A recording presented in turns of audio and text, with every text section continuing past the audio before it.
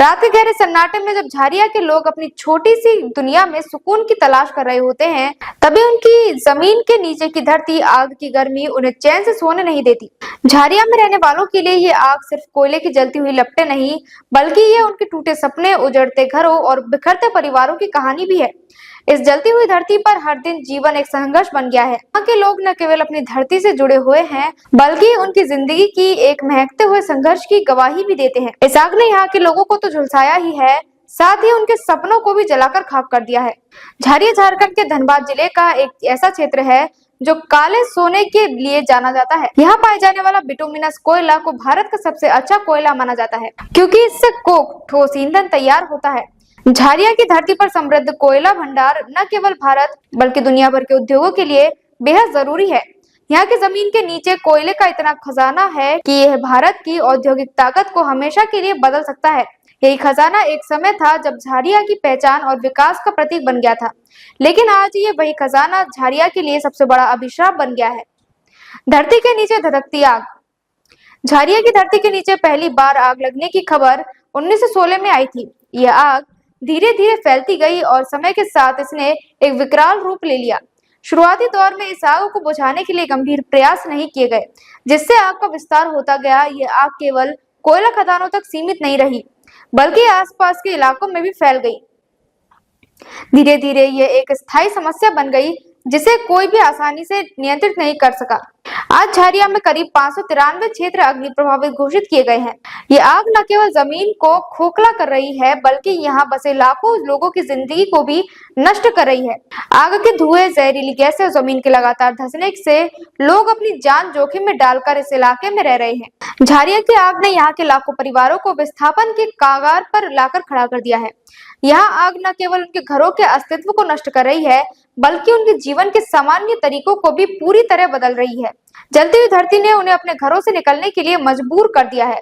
2009 में केंद्र सरकार ने झारिया के लिए मास्टर प्लान लागू किया, जिसका उद्देश्य अग्नि प्रभावित क्षेत्रों से लोगों को हटाकर उन्हें सुरक्षित स्थानों पर बसाना था। इस योजना के तहत बेलगाड़िया नामक एक टाउनशिप बनाई गई, जहां आग प्रभावित क्षेत्रों से लोगों को स्थानांतरित किया गया। लेकिन ये योजना उन विस्थापित लोगों के लिए एक नए संघर्ष की शुरुआत बन गई। बेलगाड़िया टाउनशिप झारिया से मात्र 7 किलोमीटर दूर है, लेकिन ये जगह शहरी सुविधाओं से कटकर अलग थलग है। यहाँ तक आने जाने के लिए परिवहन की पर्याप्त व्यवस्था नहीं है, जिससे रोजगार के अवसर भी सीमित हैं। यहाँ रहने वाले अधिकतर लोग दिहाड़ी मजदूरी या असंगठित क्षेत्रों में काम करने वाले निम्न मध्यम वर्गीय परिवारों से हैं।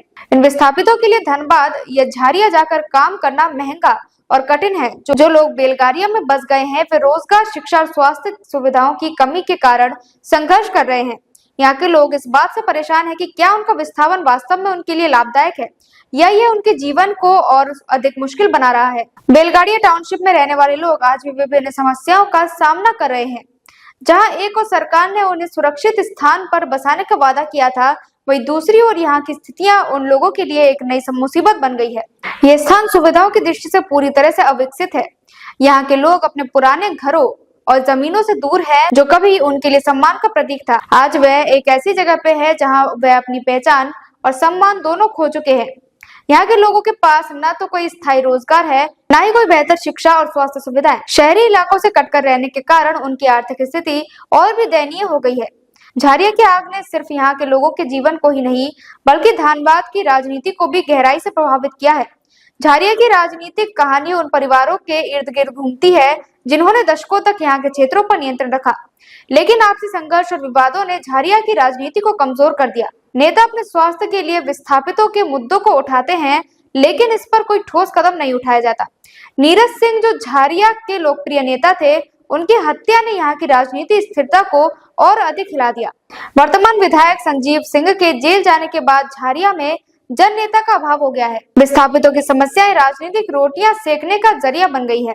विस्थापन की असलियत। झारिया का मास्टर प्लान विस्थापितों को सुरक्षित और बेहतर जीवन देने का दावा करता था, लेकिन ये योजना अपने वादों पर खरी नहीं उतरी।